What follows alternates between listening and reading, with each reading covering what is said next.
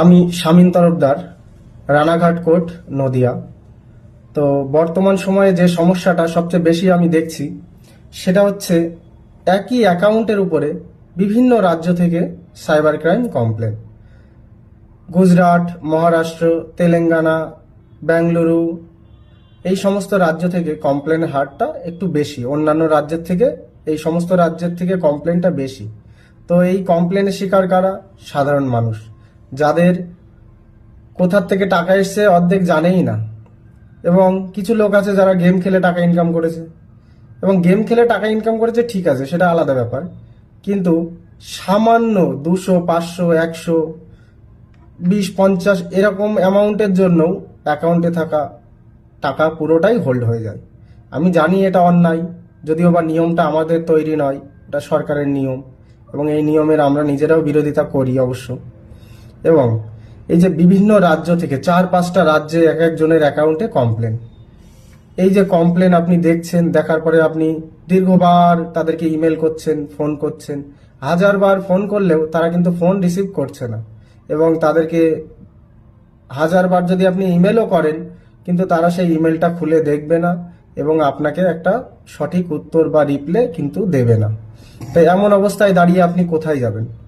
আপনি কোর্টে যেতে পারবেন না, কারণ আপনার অ্যাকনলেজমেন্ট নাম্বারের উপরে কেস, আপনার অ্যাকাউন্টের উপরে কেস, আপনার এফআইআর হয়নি, কিন্তু আপনার অ্যাকাউন্টে থাকা একটা হিউজ পরিমাণ অ্যামাউন্ট সামান্য কিছু টাকার জন্য হোল্ড হয়ে আছে। এবং সেই টাকাটা ছাড়ানোর জন্য, বা আপনি যদি মনে করেন যে আমি টাকাটা তারে আনফ্রিজ করিয়ে নিই অ্যাকাউন্টটা দিয়ে, আমি ওখানে যাই, গিয়ে আমি করে আসি কাজটা, কিন্তু সেটাও কিন্তু অতটা সহজ না।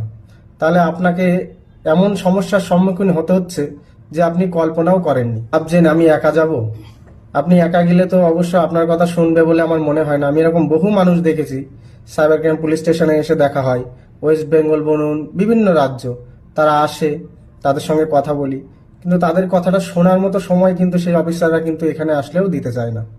এমন অবস্থায় দাঁড়িয়ে তারা 1 দিন, 2 দিন, 3 দিন করে থেকে যাচ্ছে, হোটেলে থেকে সেই পুলিশ স্টেশনে যাচ্ছে কাজ করানোর উদ্দেশ্যে, যে অ্যাকাউন্টে যাতে আনফ্রিজ হয়।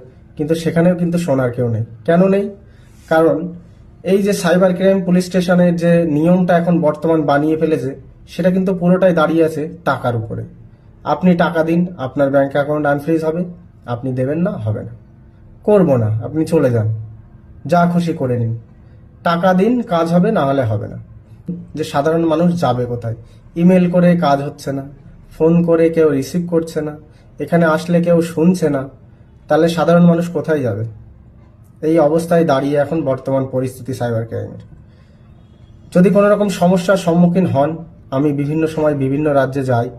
যদি আপনার প্রয়োজন হয়, আপনি রানাঘাট কোর্টে এসে আমার সঙ্গে সরাসরি দেখা করতে পারেন, অথবা আমার নাম্বার স্ক্রিনে দেওয়া আছে, আপনি চাইলে আমাকে হোয়াটসঅ্যাপ করতে পারেন, আর না হলে আপনি মেসেঞ্জারে ইনবক্স করতে পারেন।